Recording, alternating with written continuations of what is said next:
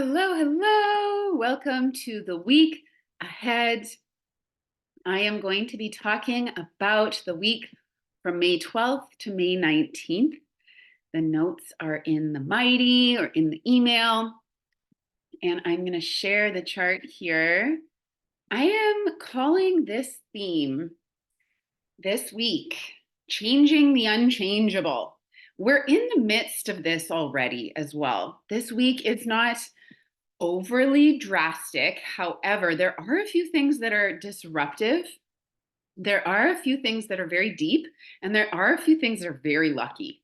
So, this is going to be a week that could set us up for the future change that we're calling in, that we already know that our quantum self knows is in the future, and that we are pulling and magnetizing into the now.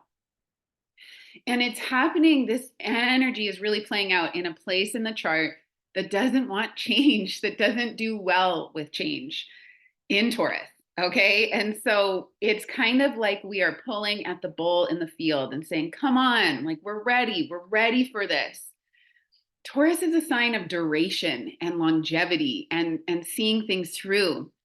And what we want to be open to this week is the understanding that the quality of time is deeper than the quantity of time.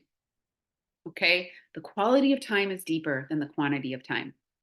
So if you are someone who really puts a lot of importance on longevity, this week might feel a little uncomfortable, a little itchy for you, because we could meet someone this week that would change our whole lives. We could have a breath, a moment where something happens and it shifts everything. And I think as we start to work with time more with Pluto and Aquarius and start to recognize the quantum qualities of time, we realize that it's not about duration. It's about the depth and intimacy that we can get to with the people that are in our lives. And so relationships also have a big focus this week. Okay, so first of all, we start off May 12th on Sunday. It's Mother's Day, and we start the day with a Cancer moon. The moon stays in Cancer almost all day, which the moon is at home in Cancer, so it feels pretty aligned and really juicy and nourishing for just cozying up, being with people who can serve you or that you can serve. Cancers want to nurture and nourish. I believe Ange said the other day when I left her a voice note about something I was going through that she wanted to just like wrap me in a blanket and feed me. That's such a Cancer thing to say. It's like really wanting to get super cozy and just like, here, everybody get, nourished in whatever way they desire. The only thing, you guys, is this, and I added Ceres, the asteroid that represents the mother goddess and the energy of nurturing, as well as the moon. Okay, so Ceres can tell us a little bit more about the archetype of mother in our chart, and not even like we don't have to have human children to be looking at this energy. It's how we nurture ourselves, it's how we nurture plants, it's how we nurture animals, it's how we nurture our projects in our life. There's a nurturing essence to Ceres. And right now Ceres is in Capricorn, which is a real sign and testament to nurturing yourself by providing yourself with the resources that you need. Okay, I'm going to say that again. This energy is about providing for yourself the resources that you need, not looking outside of yourself, not wondering if it's, like someone else's job to provide for you. Ceres in Capricorn is telling us the story that we have to get something done in some part of our life that might ask us to take a step back from the emotion of it and to do the thing that gets us closer to self-sufficiency, that gets us closer to achieving our goals. And so the moon is actually in an opposition to Ceres on Sunday morning. I mean, it'll be felt through the morning. And so if there's like this sense, Mother's Day is very nuanced as it is, because many of us have stories that, mothering might be a story that is hard. Having your relationship with your mother might be hard. Maybe you've lost a mother. Maybe you've lost a child. Maybe your relationship with your child is hard. Maybe you are estranged from these mother-child dynamics. Perhaps you dream of being a mother and aren't one, or perhaps you are a mother and find it hard.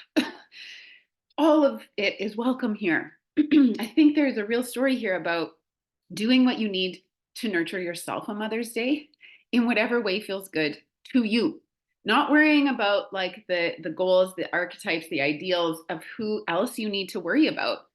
How can you emotionally, really find that emotional self for yourself? I'm like really seeing aloe vera, because aloe vera is a plant that's related to cancer. And think about a burn when you have something blistering on you and you place that aloe vera gel on it, just like the cool, calm energy of how good that feels. That energy is Cancer moon energy. And Ceres and Capricorn, across from it is like, I got to grow the aloe myself. I got to do this thing. I got to find the resources that I need to help me do this thing. And I think that we're all trying to find the resources we need to mother the best that we can. The other thing is they're in a T square to Chiron in Aries, who has now reached 21 degrees of Aries, starting to crawl towards that 22 degrees, which is an important point in my chart. So I'm just like watching that happen, which just means that there could be a little bit of like, oh, they never get it right every Mother's Day and they never get it right, or, whatever. It's like, it could just be that this wounding is sort of activated on Mother's Day. And hey, man, you're in good company. I should say, hey, woman, you're in good company, because can be a really tricky day. So I just want to say, I want you to like paint a sign or something, put it up in your home that says all emotions are valid. And on Sunday, we're going to feel them and we're going to honor that. And we don't need to know why we're feeling certain ways. We don't need to intellectualize it. Cancer moons feel it. Okay.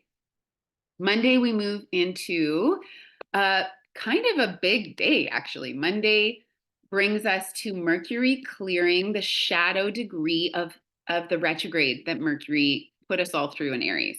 Okay. So Mercury back in April, stationed retrograde on April 1st at 27 degrees of Aries. Okay. And yeah, 2713. So if you think about that energy, it's like we're all graduating from some sort of like fabu that we had to go back and discuss and sort of go through.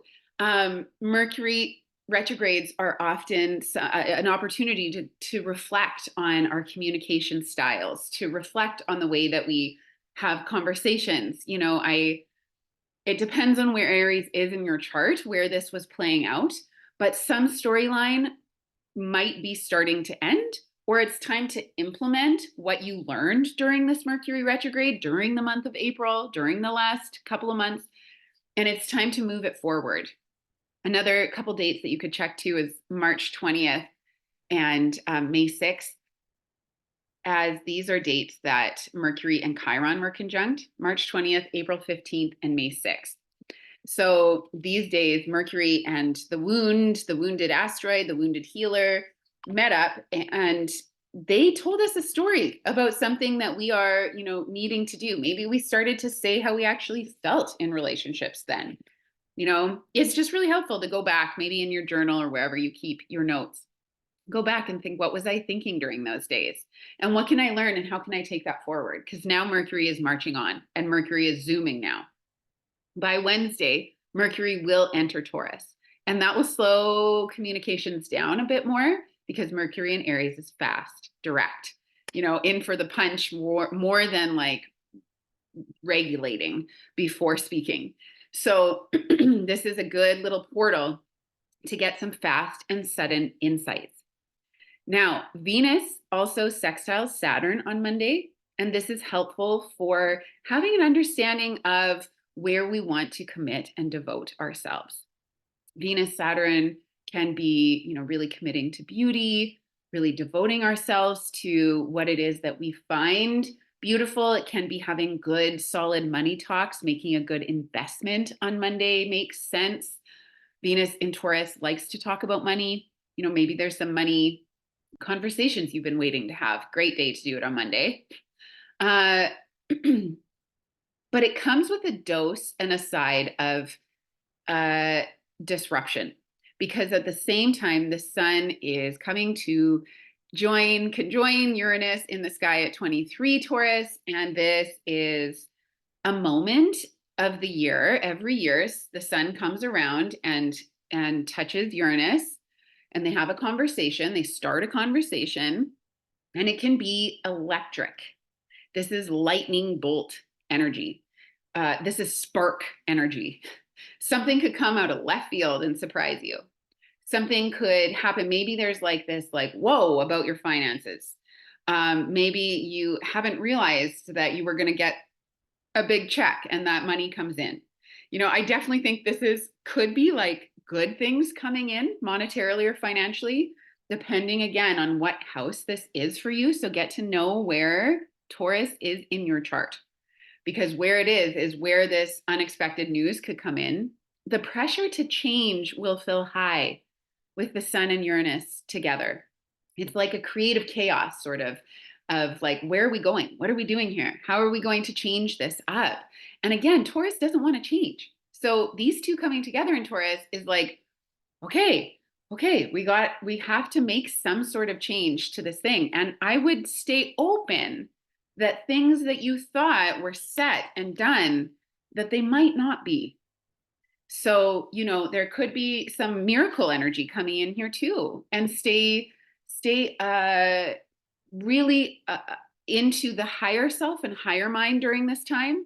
They say that Uranus is like the higher frequency of Mercury. So Mercury is our everyday mind, the way we speak, the way we communicate, the way we think. So Uranus is taking that to a higher level of how we connect with the cosmos, with the gods, and there is this opportunity for eccentric, innovative, out of the box thinking that could really set up, this week might look very differently than what you think it does right now. It's also got this creative energy because the moon moves into Leo, and Tuesday all day the moon is in Leo. And there is this, whenever the moon's in Leo, it's a good time to play. It's a good time to be creative. It's a good time to sort of throw paint on the canvas. Maybe it's like creative in your cooking. Maybe it's being creative in like your clothing style, the way you express yourself. Tuesday brings some self-expression that feels fiery and passionate. The moon, makes trines to all that Aries energy. And it's like, yes, let's go. Let's do this. Whatever has sparked with the Jupiter-Uranus conjunction in April, you may notice that there was a hint of a change that happened then. Or maybe it was a big change that happened then, but you're like, I'm ready for it. I'm ready for change.